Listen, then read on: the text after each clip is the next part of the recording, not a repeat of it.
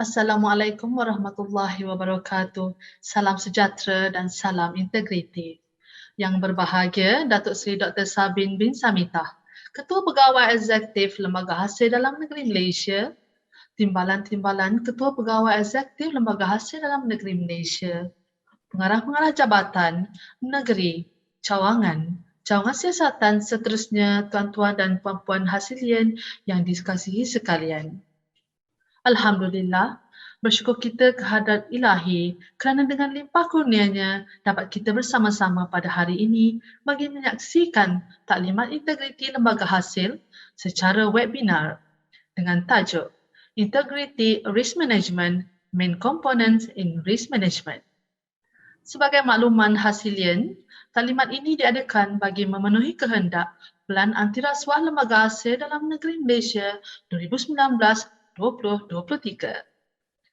iaitu bagi memudayakan integriti serta menambah baik tadbir urus di Lembaga Hasil. Ia juga adalah bagi membentuk sebuah organisasi yang telus dan profesional serta tiada toleransi dengan amalan rasuah. Lantas, memberikan nilai tambah kepada usaha kerajaan untuk mewujudkan negara yang bebas rasuah. Bersama-sama kita pada sesi webinar kali ini ialah Encik Zamin bin Zahari. Hasilian sekalian, Encik Zamin Zahari merupakan Ketua Pegawai Risiko di Prudential Assurance Malaysia dan telah berpengalaman berkerjaya selama 21 tahun. Sebelum beliau berkhidmat di Prudential, beliau berkhidmat di beberapa syarikat terkemuka.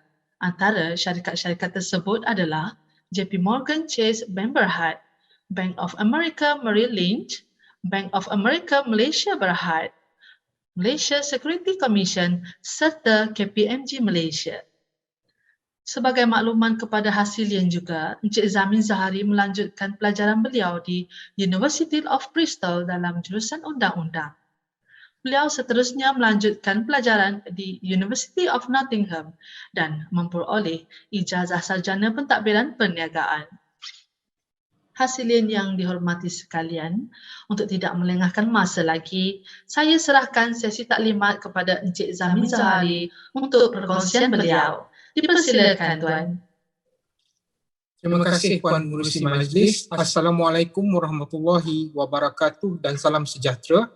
Kepada yang berbahagia Datuk Seri Dr. Sabin Samitah, CEO LHDNM, yang berusaha Dr. Marhaini Mahmud, Pengarah Jabatan Integriti dan Pengurusan Risiko JIPR LHDNM, Tim Bahagian Integriti JIPR LHDNM selaku penganjur program, Akademi Percukaian Malaysia dan Tim Jabatan Teknologi Maklumat LHDNM.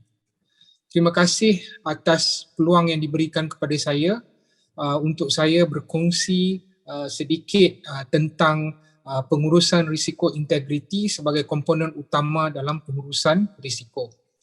Sebelum saya teruskan, izinkan saya untuk meneruskan dalam bahasa Inggeris. Sebelum presentation saya ini dimulakan, saya ingin berkongsi sedikit video tentang Prudential supaya dapat memberikan sedikit latar belakang tentang syarikat Prudential.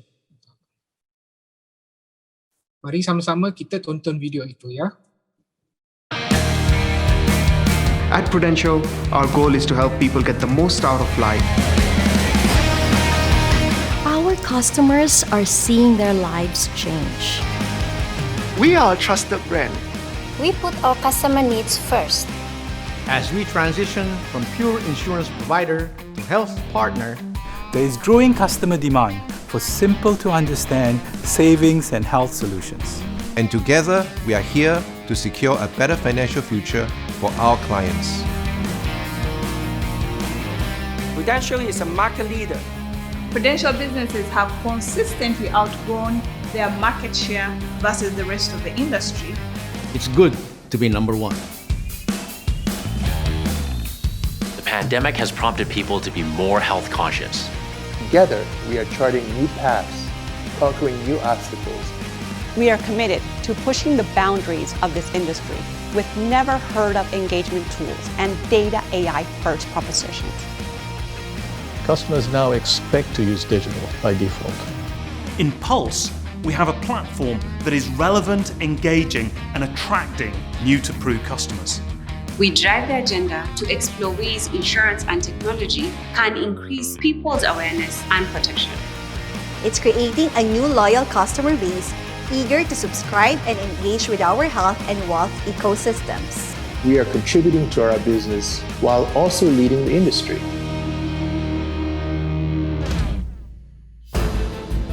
Our customer-centric approach in both China and Hong Kong aligns to the goals and aspirations of families.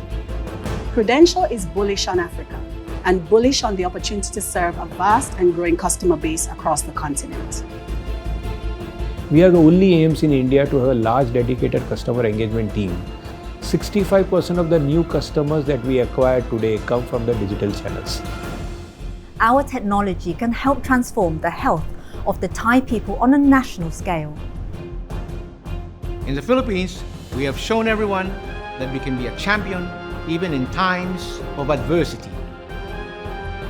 As experts in Asia, invested in your future, we are in an exceptional position to support Prudential in building a fully integrated, leading health and wealth company.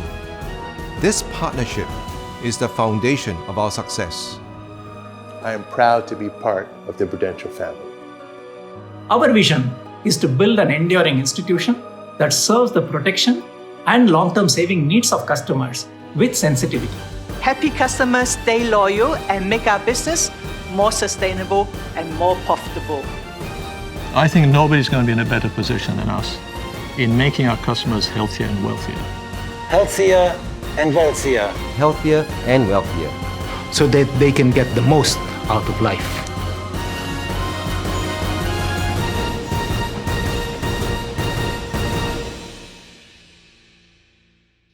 Kepada sesiapa yang berminat untuk mengetahui lebih lanjut tentang aplikasi Pulse kami, boleh scan QR code ni untuk tahu lebih lanjut tentang aplikasi Pulse yang juga percuma kepada semua pelanggan dan bukan pelanggan Prudential.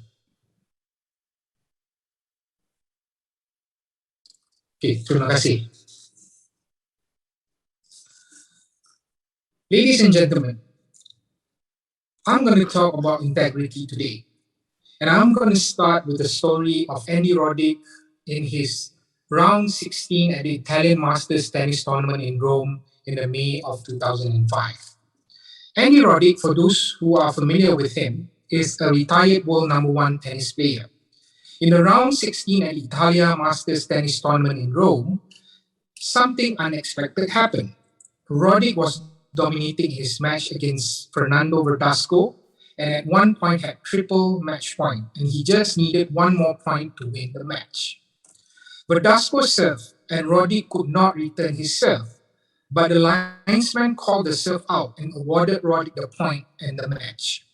The crowd cheered as Verdasco ran to shake Roddick's hand to congratulate him on his victory. But Roddick knew something that no one else knew. The serve was not out, but in fact had hit on the line, making it in.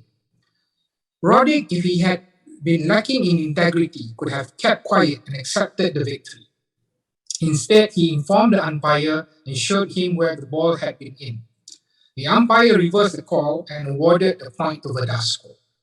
Given a second chance, Verdasco made the most out of it. He came back to win the game and the match. Andy Roddick lost the tennis match that day, but had won something more important. To Roddick, integrity was more important than winning matches. That day, Roddick showed a great example of sportsmanship. Roddick, by doing what he did that day, personifies Oxford Dictionary's definition of integrity. Having the quality of being honest, having strong moral principle, and the story of Andy Roddick is a great example of personal integrity.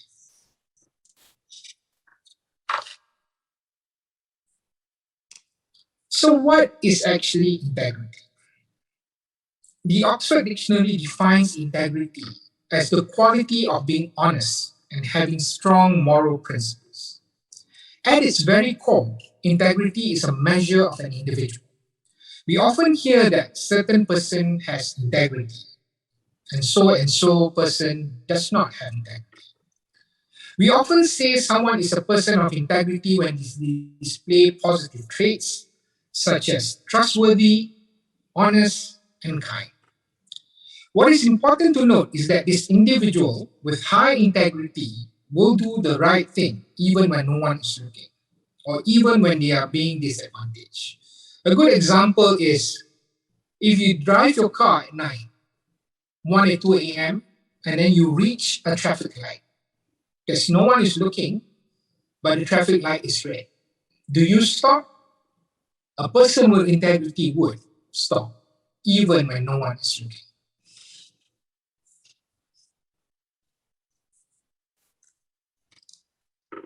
So what is actually integrity risk? From a risk management perspective, integrity risk presents a threat to the reputation and profitability of the business, or in this case, the organization like Lembaga Hasil dalam Negeri, due to people-related incidents such as misconduct, bullying, sexual harassment, anti-competitive behavior, bribery and corruption, inappropriate use of social media, breaches of privacy, conflicts of interest, fraud, and whistleblower mistreatment. So, in summary, an organization's reputation is closely linked to its adherence to principles of integrity and fair dealing. So let us look at some examples of integrity risk. These could be corruption or bribery, fraud, money laundering and financial irregularities, circumvention of sanctions legislation, conflicts of interest, anti-competitive behavior and market manipulation, cyber crimes, diversity and inclusion weaknesses, health and safety gaps, for example, as well as environmental stewardship such as mishandling of hazardous waste. So we can see that all over the world, in the news, in the social media, almost daily, we can see examples of integrity risk.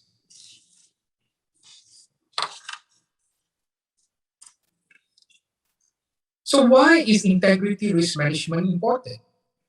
It's very simple, because the consequences can be wide-ranging and far-reaching. Often the price to pay for poor or mismanagement of integrity risk can be very high. Financial losses, for example. Bank in Malaysia has been slapped with a hefty fine of 2.83 billion ringgit. Bank Group has openly admitted that the global settlement reached with the Ministry of Finance would hurt the group financial year result for the period ending March 31st, 2021. Consequently, no dividends will be paid out to shareholders for the year ending March 31, 2021. So again, you can see that the financial losses and the financial impact is very far-reaching. Criminal charges. Some of you might remember the Enron scandal, which saw the downfall of the company from being the darling of Wall Street to a pariah. Many top executives at Enron were indicated for a variety of charges, and some were later sentenced to prison, including Kenneth Lay and Jeffrey Skilling, the chief executives who guided Enron through a spectacular rise and even more stunning fall. This scandal not only caused the fall of Enron, but also Arthur Andersen, which was once one of the largest auditing and accounting companies in the world. Arthur Andersen was found guilty of illegally destroying documents relevant to the SEC investigation, which voided its license to audit public companies and effectively closed the firm. By the time the ruling was overturned at the US Supreme Court, Arthur Andersen had lost the majority of its customers and had ceased operating as Arthur Andersen. As a consequence of the scandal, new regulations and legislations were enacted to expand the accuracy of financial reporting for public companies. One piece of the legislation, the Sarbanes-Oxley Act, also known as the SOX Act, increased penalties for destroying, altering, or fabricating records in federal investigations, or for attempting to defraud shareholders. The Act also increased the accountability of auditing firms to remain unbiased and independent of their clients. A 2018 report by Clean Clothes Campaign revealed that 13% of H&M's Bangladesh-based suppliers failed to take steps to ensure the safety and well-being of the factory workers that produce the clothing retailers' clothes. The report stated that H&M suppliers have not yet installed basic fire safety measures, despite H&M and other clothing companies signing the Accord on Fire and Building Safety in Bangladesh following the tragic 2013 Rana Plaza incident, which over 1,000 workers died due to poor health and safety measures. The Swedish fashion brand also faced backlash across the globe in January 2018 when it advertised an image of Liam Mango, a 5-year-old black male, modeling a green hoodie sweatshirt emblazoned with the words, "Coolest monkey in the jungle." The term monkey is considered a degrading stereotype of people from African descent. Being culturally sensitive, aware, and understanding is becoming increasingly important in the polarized world that we live in. Sometimes, during a crisis, the right leadership will make all the difference. I'm going to talk about the good, the bad, and the ugly of integrity risk management. I will start with a story of Johnson & Johnson and a product called Tylenol. In September 1982, it was reported that 7 people died in the Chicago area after taking cyanide-laced capsules of extra-strength Tylenol. Tylenol was Johnson & Johnson's best-selling product and accounted for 17% of the company's net income. Johnson & Johnson was a victim of a malicious sabotage in which Tylenol had been tempered and the capsule had been laced with cyanide, which then subsequently caused the death of unsuspecting consumers. At that point, marketers predicted that the Tylenol brand, and maybe even Johnson & Johnson, would never recover from the sabotage. But only 2 months later, Tylenol was headed back to the market. What had set Johnson & Johnson apart in handling the crisis from others? First, it placed consumers first by recalling 31 million bottles of Tylenol capsules from the store shelves and offering replacement product in the safer tablet form free of charge. This was actually an unprecedented move because before 1982, before Johnson & Johnson and Tylenol, nobody has ever recalled anything. James Berth, the company's chairman, was widely admired for his leadership in the decision to pull Tylenol capsules off the market and for his forthrightness in dealing with the media. He gave full chronology of what the company had done. The moves were not cheap. They were in fact very, very costly. Johnson & Johnson spent more than $100 million for the 1982 recall and the relaunch of Tylenol. But it paid off. Johnson & Johnson's shareholders were only hurt briefly. Johnson & Johnson's share price returned to its high only 2 months after the incident. Investors have had little to complain about it since. And James Berg and his leadership and his management of the crisis has been widely credited with the swift recovery of Johnson & Johnson. Indeed, this is very important in the world that we live in today. I am also part of the Global Diversity and Inclusion Council for Prudential, and diversity and inclusion and managing of perception and managing of risk related to diversity and inclusion is something that is becoming increasingly very important in the world that we operate in. Okay, so we talk about the good. Now I'm going to share about the ugly. In the early 1980s, only 2 years after joining the company, the CEO of Beech Nut Nutrition Corporation, which was actually part of Nestle, found evidence suggesting that the apple juice concentrate supplied by the company vendors for the use in Beech Nuts 100% pure apple juice contained nothing more than just sugar, water, and chemicals. The CEO could have destroyed the bogus inventory and withdrawn the juice from the grocer's shelf, as Johnson & Johnson did with Tylenol, but he was under extraordinary pressure to turn the ailing company around. Eliminating the inventory would have killed any hope of turning even the meager 700,000 profit promised to Beech Nuts' then parent Nestle. A number of people in the corporation, as it turned out, had doubted the purity of the juice for several years before the CEO arrived. But the 25% price advantage offered by the supplier and of the bogus concentrate allowed the operation head to meet their cost control goals.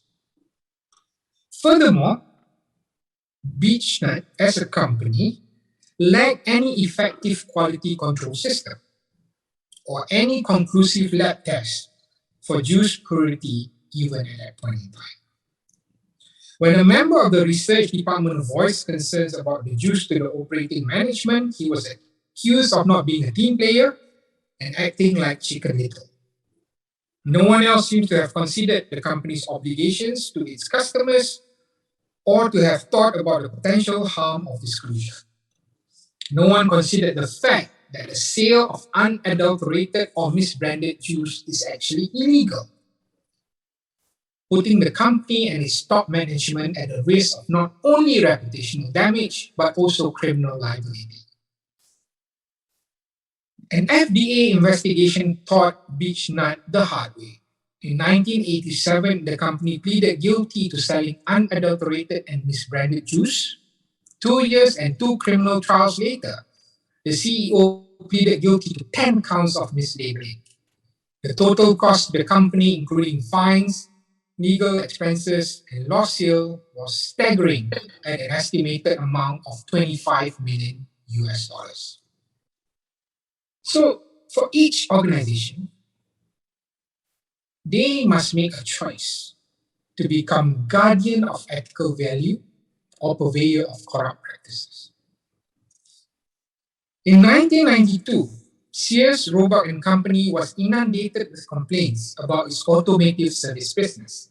Consumers and attorneys general in more than 40 states had accused the company of misleading customers and selling them unnecessary parts and services. In face of declining revenues, shrinking market share, and an increasingly competitive market for undercar service, Sears management attempted to spur the performance of its auto centers by introducing new goals and incentives for its employees. The company increased minimum work quotas and introduced productivity incentives for mechanics. The automotive service advisors were given product-specific sales quotas and are paid commission based on sales. According to advisors, failure to meet quotas could lead to transfer or even reduction of work hours, and that means reduction in the take-home pay. Shortly after these allegations against Sears become public, CEO Edward Brennan acknowledged management responsibility to put in place a fair system of compensation and also goal setting that will create an environment which is conducive for the employees. Okay? Although the company denied any intent to deceive consumers, senior executives eliminated commissions for service advisors and discontinued sales quotas for specific parts. They also instituted a system of unannounced shopping audits and made plans to expand internal monitoring of service. In settling the pending lawsuit, Sears offered coupons to customers who had bought certain auto services between 1990 and 1992. The total cost of settlement, including potential customer refunds, were at an estimated value of 60 million US dollars. Weatherill Inc., or Weatherill Associates Incorporated, has a unique approach to competition. One employee explains, "We are not in competition with anybody. We just do what we have to do to serve the customers. Managers teach employees to look at the needs of the customers, suppliers, and the community, in addition to those of the company and its employees when making decisions. Indeed, when occasionally unable to fill orders, Weatherill Associates Incorporated salespeople refers customers to their competitors." This is unheard of. You are actually referring your own customers to competitors. Artificial incentives such as sales contests are never used to spur individual performance, nor are sales results used in determining the total compensation. Instead, the focus is on teamwork and customer service. Managers tell all new recruits that absolute honesty, mutual courtesy, and respect are the standard operating procedures. So it's not about bottom line, it's not about meeting numbers, it's about values: honesty, courtesy, respect. Since its entry into the distribution business, Weatherill Associates Incorporated has seen its revenue climb steadily from just under $1 million to nearly $98 million in 1993. And this is in an industry with very little growth. Once seen as an upstart beset by naysayers and industry skeptics, Weatherill Associate Inc. is now credited with entering and professionalizing an industry in which kickbacks, bribes, and quote-unquote gratuities were commonplace. Employees, of which are equal numbers of men and women, ranging in age from 17 to 92 years old, praise the work environment as both productive and supportive. Closer to home is the next story that I would like to share. This is the case of Fonterra Sanlu milk powder scandal. Fonterra's chief executive Andrew Ferrier said that Sanlu's milk supply may have been sabotaged, and the company did not come forward with the information weeks earlier because it was waiting for the recall process to move through the Chinese system. On September 11, Sanlu announced a recall of all its milk powder products, which was made before August 8. Since then, parents have been lining up at shops around the country in China to actually return the company's products. What has happened is that Sanlu's vice president, Chang Zheling, has apologized to their customers but offered no explanation as to why the company waited a long time, which is until September. So we have a gap from August, September, October, November, a couple of months before a recall was actually launched. So parents began raising questions about Sanlu's milk powder as early as March that year. So these are some of the things, some of the incidents that has happened, real life incidents with big companies across the globe, where we can learn a lot about the values of integrity and the importance of integrity as part of managing risk. Okay, for Prudential, I'd just like to share a couple of key anti-bribery laws and regimens that's applicable to us. Because of our listing in London, New York, as well as being headquartered in Hong Kong, all Prudential employees and agents must comply with the UK Anti-Bribery Act, the Foreign Corrupt Practices Act, the Hong Kong Prevention of Bribery Ordinance, and because we also operate in Malaysia, the MACC Act are also applicable to us. So the MACC Act is actually a piece of legislation that is relatively new. It replaces the Anti-Corruption Act of 1997 and makes it an offense for any individual, either in his personal capacity or as an agent for others, to commit the following actions: accepting and giving gratification, intending to deceive principal, corruptly procuring withdrawal of tender, bribery of officer of public body, bribery of foreign public officials, as well as using office or position for gratification, personal gratification. This is actually a statement of business integrity in Prudential. Responsible and ethical behavior is of fundamental importance to us in Prudential, and it is actually integrated throughout our business. We believe that the way in which we conduct ourselves on a daily basis is key to building trust, maintaining our reputation, and positive relationship with our stakeholders, and ultimately translating into achieving business success. So, we have, as part of our good governance and responsible business practices, a standard of conduct. Our group's standard of conduct highlights the ethical standards that the board expects of ourselves, our employee, our agents, and others working on behalf of the group. Our group-wide whistleblowing procedures are also available, applicable, and can be utilized for all our colleagues who are supported by our Speak Out program, our group-wide whistleblowing program. Likewise, companies who want to do business with other companies that are trustworthy is the one that has high integrity. Therefore, we can easily conclude that the integrity of a company will have an impact on its profitability. This is especially true for an insurance company like Prudential, where we do not sell tangible goods, but we sell a promise. Having high integrity and being trustworthy is key survival requirement for us.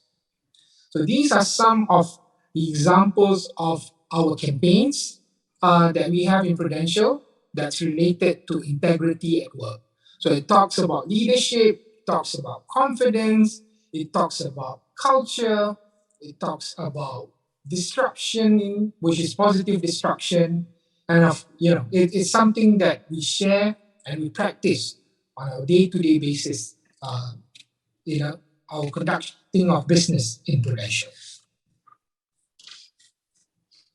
Okay, interestingly, one of the things that we have is actually a program called Speak Out. So Speak Out is an anonymous, independent, externally hosted whistleblowing website and hotline system.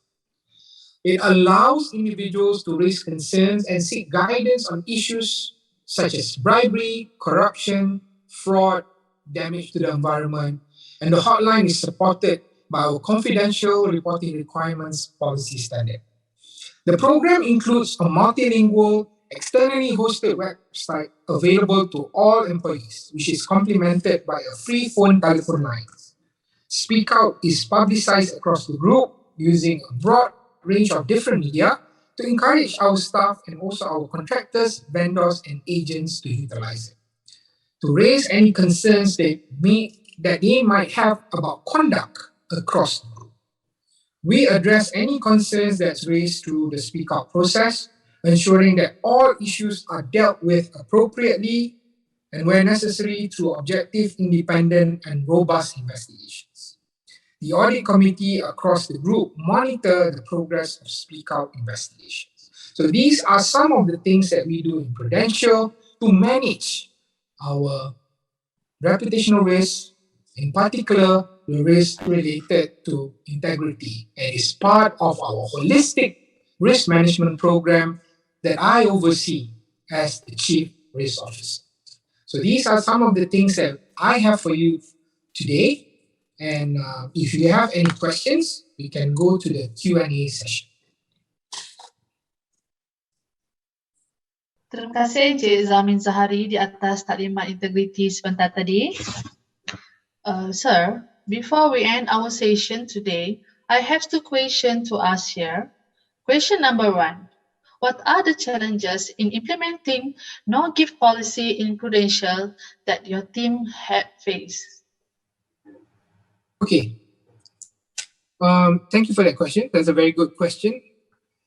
Actually, in Prudential, we have implemented the no-gift policy for a while now, even before most of the players have implemented the no-gift policy. I think the biggest challenge that we have faced is that it's always cultural, right? We need to, for a long time, it is a culture, especially amongst our distribution force, to give gifts. I mean, yes, this could be because of the underlying need for business relationship. So the biggest challenge when we first implemented it is actually to educate our agency force, to change something that has been culturally ingrained, and to explain to them why it is important to have a no-gift policy. Because ultimately, a no-gift policy not only protects the company, it also protects the agent from potential conflict of interest. Because the problem with conflict of interest is that you don't actually need an actual conflict of interest, right? A perceived conflict of interest is enough to be considered as a conflict. So therefore, I think in the early years or the early days that we were implementing the no-gift policy, the challenge that we had was how do we change the culture of this gift giving that's actually very prevalent in the agency force. So how we did it is we keep educating, we keep engaging, and we tell them the value of not having a no-gift policy is actually far outweighs the value of any gifts that they may give or receive.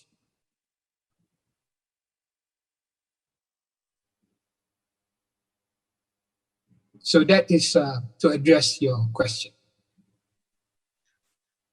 Okay, sir. Thank you for the sharing. And sir, for other questions, what is the impact of what whistleblowing policy in your company, sir? Okay, whistleblowing is an essential last line of defense in the company's system of internal control. It is a weapon, I use the word weapon loosely, to root out complacency and inertia. Whistleblowing gives companies a chance to receive direct and raw feedback that is untainted by self-interest and unfiltered by management. Whistleblowers can be candid, frank, and fearless. Whistleblowing can concern matters that were previously unknown to the company, or it can ensure that the seriousness and the extent of a known issue is fully understood. It provides the much-needed wake-up call that prevents a crisis from occurring or from being overblown. Early intervention is the best form of damage limitation. Having said that, it's not always easy to promote and implement whistleblowing policy among Asian workforce who are not used to speaking out. Employees will be more vocal about grievances, concerns, struggles, ideas, and more when they trust their managers. Trust is the foundation of a strong employee-manager relationship. When managers show that they actually listen and take to heart the feedback, which means taking action and taking the appropriate action, it helps the team and the company as a whole to implement the whistleblowing policy. Trust is also at the heart of building better relationships. So developing trust is the answer.